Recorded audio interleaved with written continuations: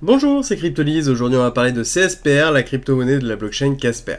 Casper, je vous en parle déjà depuis un certain temps, déjà par sa création et que c'est basé sur CBC Specification. Le CBC Specification, c'est quoi? C'est la spécification qui a été créée à l'origine et qui a été commandée par Ethereum pour son passage en Proof of Stake.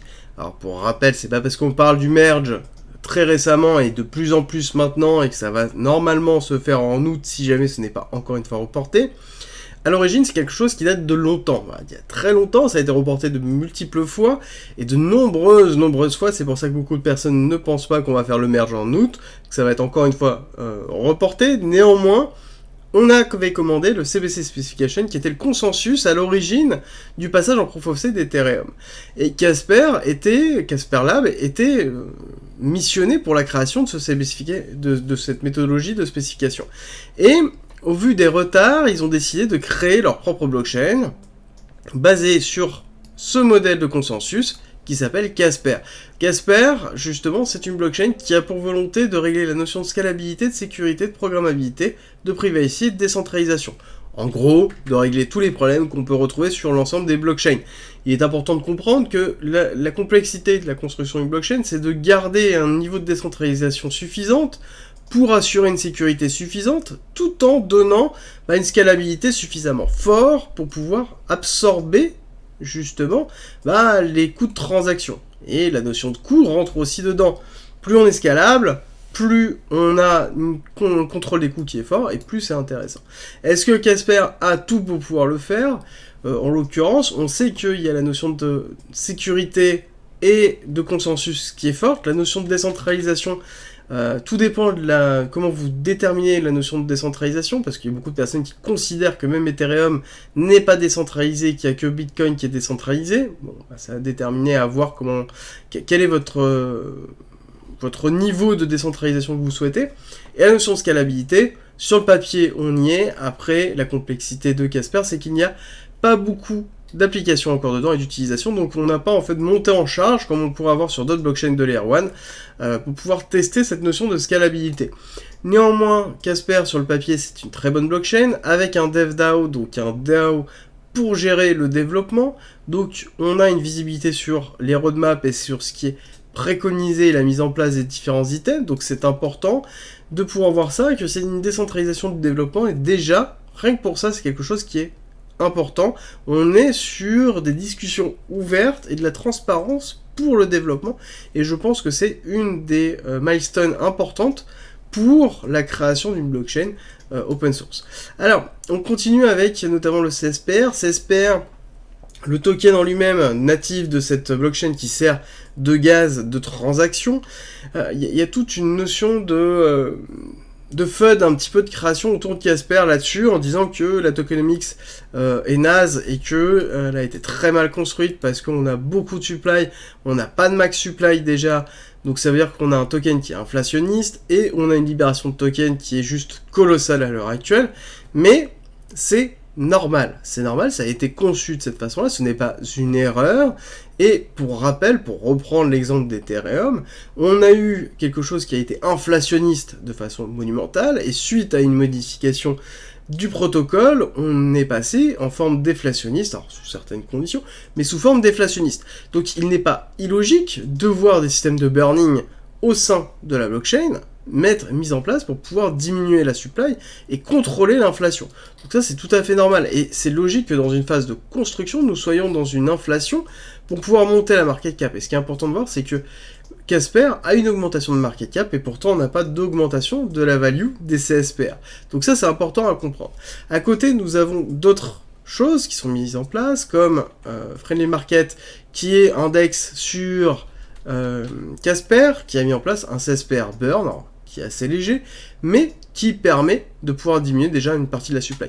Donc comme quoi, on n'est pas obligé d'avoir une mise en place au niveau du protocole, on peut avoir les différentes applications de l'écosystème, donc l'écosystème lui-même, qui met en place une forme de burning pour pouvoir diminuer la supply et augmenter la valeur du CSPR, et donc la valeur de l'écosystème.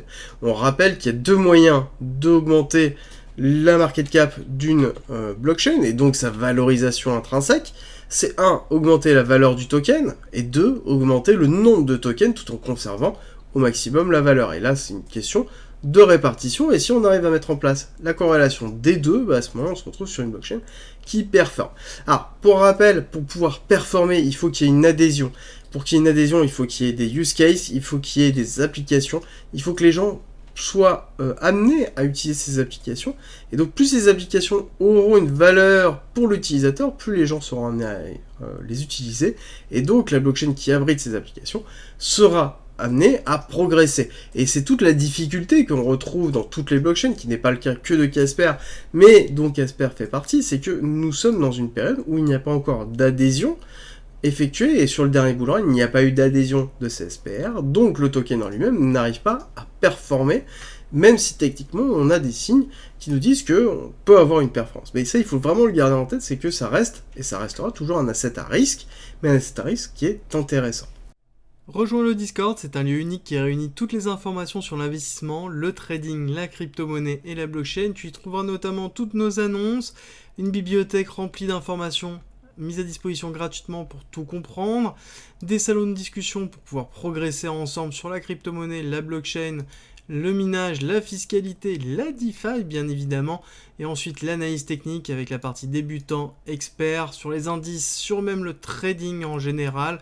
Ensuite tu as la partie communautaire avec nos signaux bien évidemment, et ensuite les services communautaires, donc de la communauté à la communauté, ainsi que les annonces de recrutement et des salons de discussion pour discuter de chacun des coins, de tes coins préférés. Ensuite, en étant membre du Discord, tu as accès à cryptolis.fr avec plein de guides écrits mis à disposition gratuitement, ainsi qu'un ensemble de vidéos mises à disposition gratuitement, sur lequel tu vas y retrouver plein d'informations pour pouvoir te former notamment sur la psychologie, la DeFi, l'investissement, le trading, l'analyse technique bien évidemment, ainsi que les futurs, la gestion des futurs, construire sa propre stratégie, comprendre la technologie de la blockchain et encore avoir accès aux lives, tout simplement rediffusés, qui sont sur le Discord où on traite justement de sujets d'actualité et on discute ensemble et on va plus loin. D'ailleurs, si tu veux aller plus loin, le premium est à disposition et n'hésite pas à nous rejoindre sur le Discord et à poser des questions dessus, tu auras toutes les informations.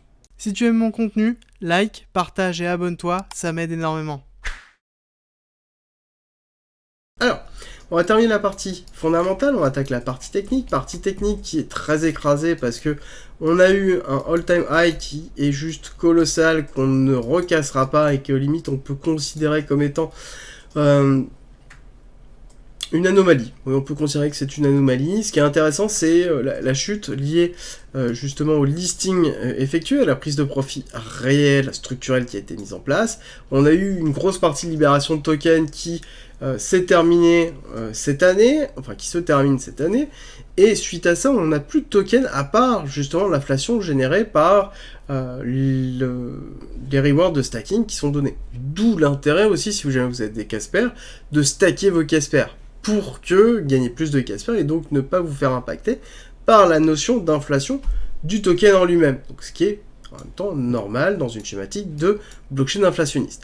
Donc on a eu une forme d'accumulation suite à cette chute avec un SC qui s'est formé, un PSI qui s'est ici, donc accumulation de Wyckoff, un schéma classique, PSI, donc premier arrêt réel de l'intention sur lequel on a laissé de la liquidité forte.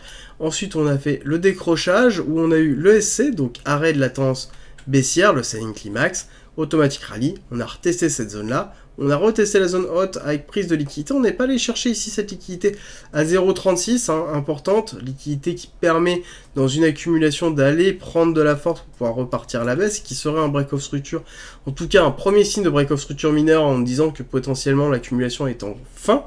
Là actuellement on n'est pas en fin, on a un arrêt ici, on a été retester cette zone de ST, et ensuite on a break, retracement, on a restructuré ici une mini accumulation, break ici de cette accumulation, avec ici le STB qui a été effectué ici, donc on a double prise de liquidité, donc quelque chose qui est très simple.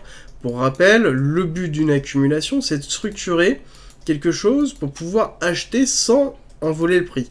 Donc là on achète, on attend que ça redescende, on réachète, on positionne des éléments donnant un aspect structurel fort de résistance pour que les gens puissent acheter sur cette zone-là, et ensuite aller faire le STB, donc c'est-à-dire la prise de liquidité, donc récupérer la liquidité laissée par cet élément-là, classique de Wyckoff sur une manipulation de marché pour pouvoir récupérer un maximum d'ordre et contrôler le prix dans une phase d'accumulation forte. Là-dessus, nous avons une deuxième accumulation basse qui s'est mise en place avec un SCAR ST, STB ici qui a été structuré. Alors on va juste supprimer ça, rezoomer, donner un petit peu de relativité pour donner un petit peu de sens. Nous avons ici un SCAR ST qui assure STB, break. Donc là on a un premier retest qui a été effectué. Là-dessus, la question qu'on peut se poser, c'est est-ce qu'on va faire un spring? Est-ce qu'on va faire un spring sur cette accumulation? Est-ce qu'on va faire un spring sur cette grande accumulation? Un spring qui pourrait nous amener assez bas. Moi, de mon niveau, j'irai chercher les 0,150 pour aller chercher justement les liquidités très très basses et qui correspondraient aussi à la zone d'achat sur ceux qui sont rentrés initialement, donc on pourrait aller chercher la capitulation de ceux qui n'ont pas encore vendu, qui ont eu la libération du token, pour pouvoir entrer une capitulation ici, récupérer là, et ensuite faire un break-off structure. Dans tous les cas, ce que l'on attend pour une reprise haussière, dans un premier temps, c'est la cassure ici de ce psy, donc première cassure d'accumulation, à 0,045, pour ensuite structurer potentiellement un retest baissier, et aller break, ici, un second break-off structure très fort, et casser les 0,1 pour aller chercher, voire dépasser les 0,11, donc les 11 centimes, pour pouvoir repartir réellement à la hausse. Alors, qu'est-ce qu'on peut se dire en termes de target pour Casper? Alors, sans forcément parler de target très très forte, déjà on a la liquidité de la R à 0,24, la liquidité du Psy à aller chercher à 0,36, ce qui me semble tout à fait logique, mais après ce qu'on peut se projeter, c'est se dire, ok, quand on regarde un écosystème et une blockchain qui arrive à créer un écosystème fort et qui a beaucoup de use cases, qu'est-ce que l'on a? On peut prendre le dernier exemple de Solana, Bull Run, 70 milliards de market cap. Ok, ça représente quoi sur Casper avec ces 10 milliards de tokens? Ça représente un CSPR à 5, 6, 7 dollars en fonction du temps que ça arrive et de l'augmentation du market cap due à l'inflation. Voilà. Mais on a cet objectif-là que l'on peut avoir, un Casper qui dépasse les 1 dollar, 2, 3, 4. Par contre, pour y arriver, et ça c'est évident, et il faut vraiment le retenir, c'est il faut qu'il y ait des applications, il faut que ce soit des applications qui attirent les personnes, il faut qu'il y ait un engouement qui soit structuré autour, et il faut qu'il y ait des use cases. Clairement, on n'arrivera pas à 70 milliards de market cap si on n'a pas tout ça. Par contre, est-ce qu'on arrivera à un market cap de potentiellement 10, 15 milliards sur une utilisation? Oui, ça peut être possible sur un prochain bull run, si on a aussi des incentives structurels au niveau de Casper, des choses qui donnent envie aux développeurs de construire sur Casper, et de construire des choses qui ont une valeur pour l'utilisateur réelle, et donc qui vont forcer les gens à aller chercher Casper et aller utiliser Casper, et utiliser l'écosystème de Casper, et donc consommer du CSPR, donc valider, donner de la valeur au CSPR, et ainsi de suite, structurer en fait l'écosystème dans une croissance forte, mais pour moi ça me semble logique. Alors, juste rappel, c'est un actif qui est très risqué, nous n'avons pas d'écosystème encore réellement instauré, nous n'avons pas encore de réellement utilisation forte au niveau de CSPR, et donc c'est pour ça aussi que c'est un actif qui est intéressant, c'est-à-dire qu'on a un taux qui est très très bas avec des ratios de gains qui sont colossaux, et du coup il faut contrôler son exposition, c'est intéressant de s'exposer, mais très faiblement parce que c'est à risque. Et donc forcément, plus c'est à risque, plus on a de reward, mais plus c'est à risque, plus on a de chances de perdre, et ça, il faut vraiment le garder en tête.